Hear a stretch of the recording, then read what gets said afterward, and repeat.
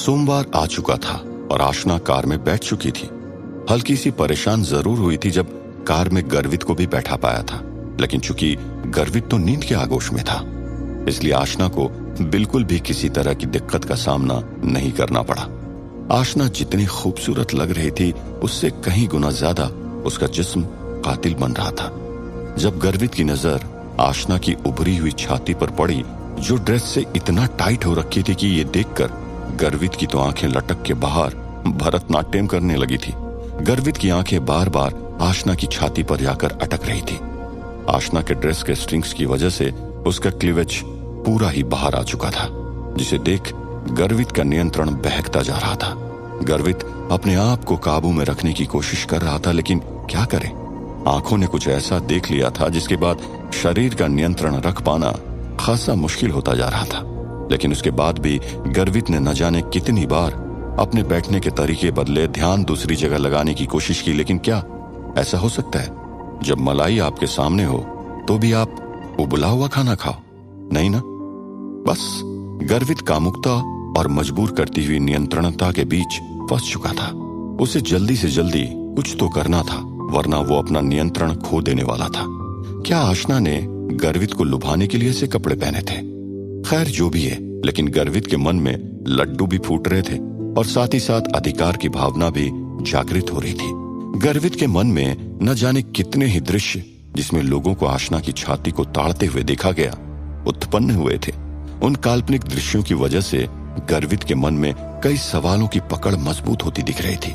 क्या उसे ऐसी ड्रेस में पार्टी में लेकर जाऊं? क्या सब उसकी छाती को ही देखेंगे? मना कर दूं? नहीं, बुलाया भी तो मैंने ही है।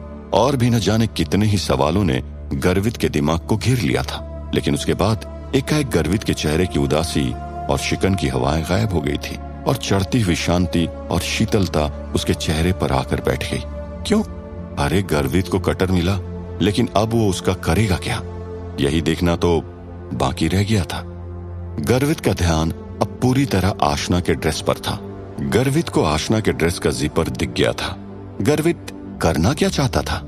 कुछ ही देर में पार्टी वाली जगह आने वाली थी और गर्वित के मन में आशना को वहां ले जाने का या न ले जाने के कितने ही सवाल खड़े हो गए थे। गर्वित ने अपनी जगह बदलते हुए थोड़ा आशना के करीब आ पहुंचा और अपनी गर्दन को सीट पर टिकाते हुए सोने का नाटक करने लगा। 10 मिनट बीत जाने के बाद गर्वित का शरीर ढीला पड़ते हुए आशना की तरफ लुढ़कने लगा और आखिरकार पूरा ही लुढ़क गया। अब गर्वित की गर्दन आशना के कंधों पर टिकी थी। गर्वित की इस हरकत ने आशना की मानो जान ही ले ली थी। गर्वित का चेहरा जब उसके कोमल कंधों पर लगा तो एक तेज सिहरन के साथ आशना का रोम रोम खिल गया था।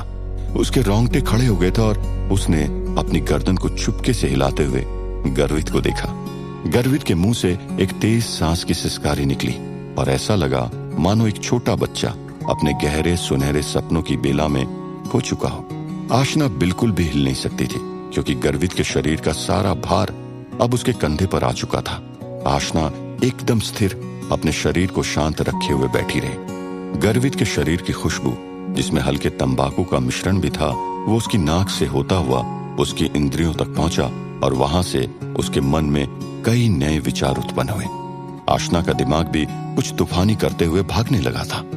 इधर गर्वित आराम से आशना के कंधे पर अपना सर रख के आराम फरमा रहा था। कुछ देर ऐसे ही सोने के नाटक करने के बाद गर्वित ने अपनी आंखें खोली और आशना को देखा, जो पूरी तरह दिमाग से अनियंत्रित दिखाई दे रही थी। आशना भी 2 भागों में फंस गई थी।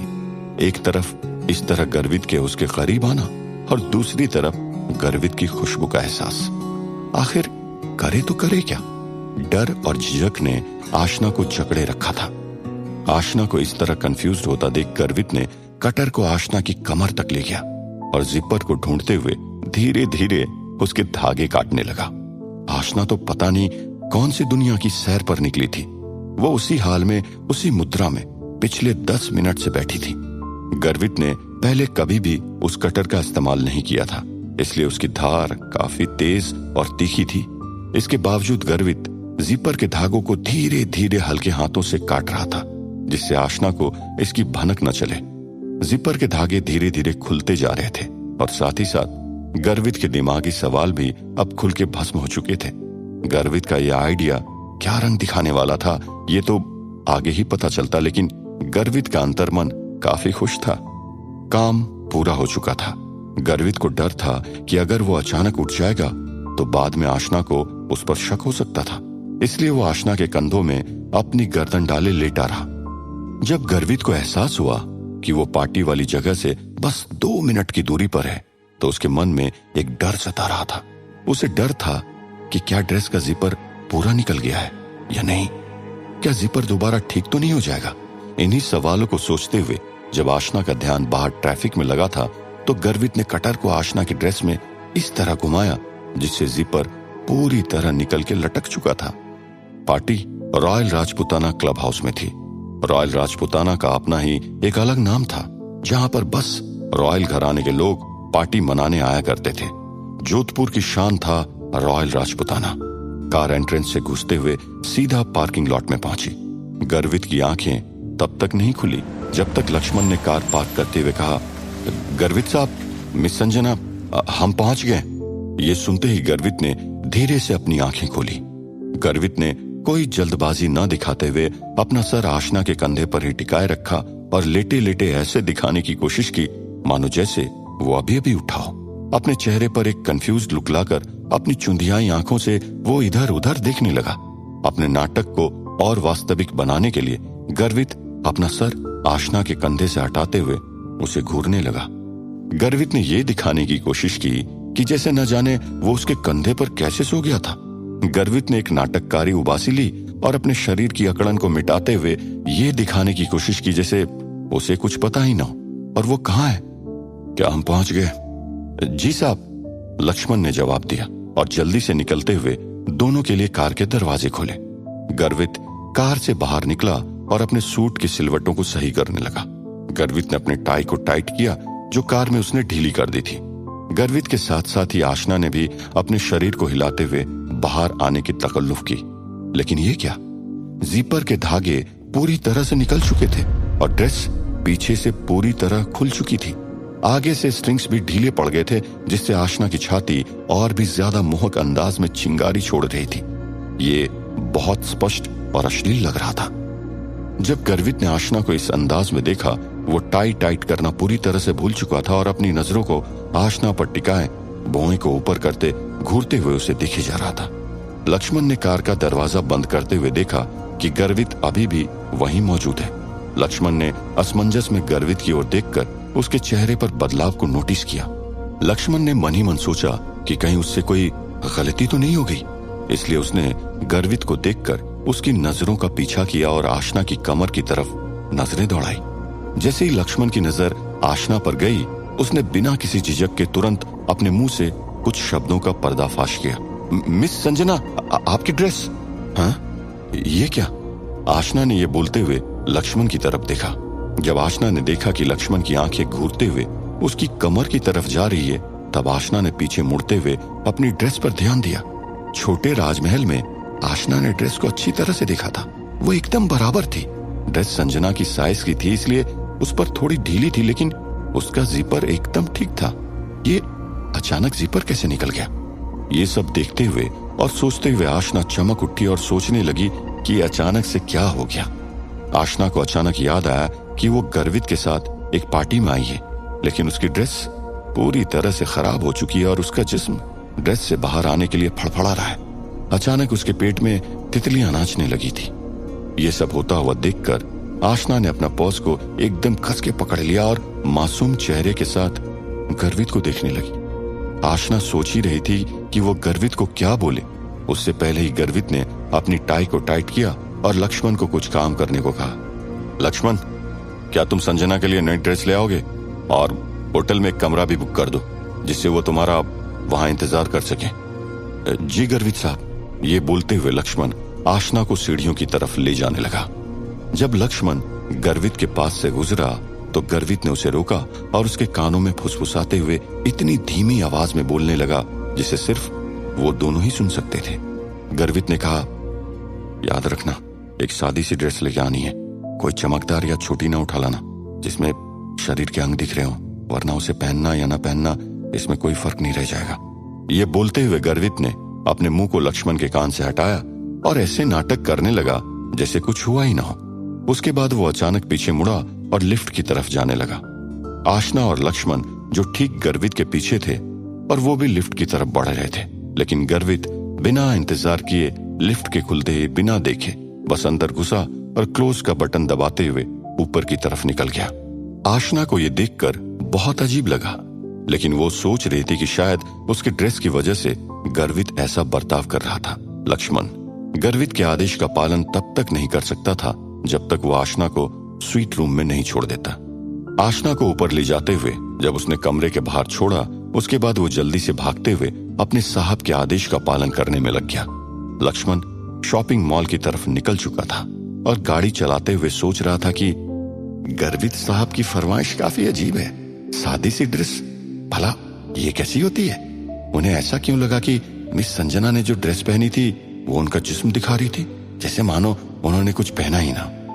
दिमाग पर जोर डालते हुए लक्ष्मण यही सब सोचता रहा, लेकिन चूंकि गर्वित को समझना नामुमकिन था, इसलिए वो भी अपने सवाल का उत्तर नहीं जान पाया और फिर अपने मन से कहने लगा, ठीक है ना, ले लेंगे सादी सी ड्रेस मिस संजना के लिए, लेकिन मैं तो शर्मिली को एकदम चटकदार छोटी ड्रेस पहनाऊंगा। हाँ, एकदम चिकनी चिकनी टांगे दिखनी चाहिए। क्या होती है सादी सी ड्रेस? मुंह बनाते हुए जब लक्ष्मण के मुंह से ये आखिरी शब्द निकले तब उसका चेहरा देखने लायक था। दूसरी तरफ आशना अपने कमरे में दाखिल हो चुकी थी। कमरा ज्यादा बड़ा नहीं था, लेकिन क्यूट था। क्योंकि आशना को उस ड्रेस में काफी परेशानी हो रही थी, इसलिए उसने वॉशरूम में जाकर ड्रेस को निकाला और ऊपर बाथरोब डाल लिया, जो नहाने के बाद पहनते हैं। क्योंकि आशना कमरे में अकेली थी और टीवी भी बंद था, इसलिए कमरे का वातावरण काफी शांत था। इतना शांत कि बाहर चल रही ठंडी हवाएं भी जब खिड़की से टकरा रही थी तो सन की हवाओं की आवाज उसके कानों में दौड़ रही थी। चूंकि आशना बेखबर थी कि लक्ष्मण कब लौटेगा, इसलिए टाइम पास करने के लिए वो खिड़की से बाहर रोड पर चल रहे ट्रैफिक को देखने लगी। जब बाहर देखते देखते बोर हो गई तो सोफे पर आकर अपने फोन में कुछ रील्स देखने लगी। आशना को अब काफी बोर हो रहा था। टीवी को चालू करके वो अपने सर को नहीं दुखाना चाहती थी। अब उसके पास नहाने के अलावा और कोई विकल्प नहीं बचा था, इसलिए फोन को सोफे पर रखकर वो वॉशरूम चली गई। आशना ने रॉब निकाली और हैंगर पर टांग दी। आशना ने नहाने के लिए जैसे ही अपनी अंडरवेयर निकाली, उसने देखा कि वो खून से भरी है और ये देखकर उसके माथे पर झुर्रियां दौड़ गई। मेरे पीरियड्स तो हमेशा टाइम पर आते हैं, तो इस हिसाब से तो परसों आने चाहिए थे, लेकिन ये तो 2 दिन पहले ही आ गए। ओह हाँ, 2 दिन पहले बारिश में भीगने की वजह से जो सर्दी हुई थी, शायद उसकी वजह से आज आ गए। आशना ने ये बोलते हुए अपने माथे पर छाई झुर्रियों को जवाब दिया और माथे को सपाट किया। चूंकि रॉयल राजपुताना एक 5 स्टार होटल था, इसलिए वॉशरूम में सैनिटरी पैड्स रखे हुए थे। आशना ने उसमें से एक निकाला और उसे लगाते हुए वॉशरूम से बाहर आ गई। शायद जो तितलियां नीचे उसके पेट में दौड़ रही थी तभी उसके पीरियड्स आ चुके थे, लेकिन आशना को इसका कोई अंदाजा नहीं हुआ। लेकिन अब चूंकि वो देख चुकी थी और उसे पता चल चुका था, इसलिए शायद उसका पेट भी अचानक जोरों से दुखने लगा था। आशना को हमेशा पीरियड्स के टाइम काफी दर्द होता था और कभी कभी जब स्थिति बहुत खराब हो जाती थी तो उसका चेहरा फीका पड़ जाता था और उसे उल्टियां भी शुरू हो जाती थी। सालों से आशना के साथ यही होता आ रहा था। वो कई बार अच्छे से अच्छे डॉक्टर को दिखा चुकी थी, लेकिन इससे उसे कोई राहत नहीं मिली थी और उसे हर महीने जब भी पीरियड्स आते थे तो पेन किलर लेना ही पड़ता था। क्या आशना की तबीयत कमरे में अचानक बिगड़ जाएगी? क्या आशना गर्वित की पार्टी का हिस्सा बन पाएगी? लक्ष्मण आशना के लिए कैसी सादी सी ड्रेस लेके आने वाला है? क्या इस बार भी आशना की मुलाकात माधुरी से होगी? क्या वो जॉनसन विला वाली बातें यहाँ बाहर आएगी? जाने क्या होगा रामा रे। सुनते रहिए ये प्यार नहीं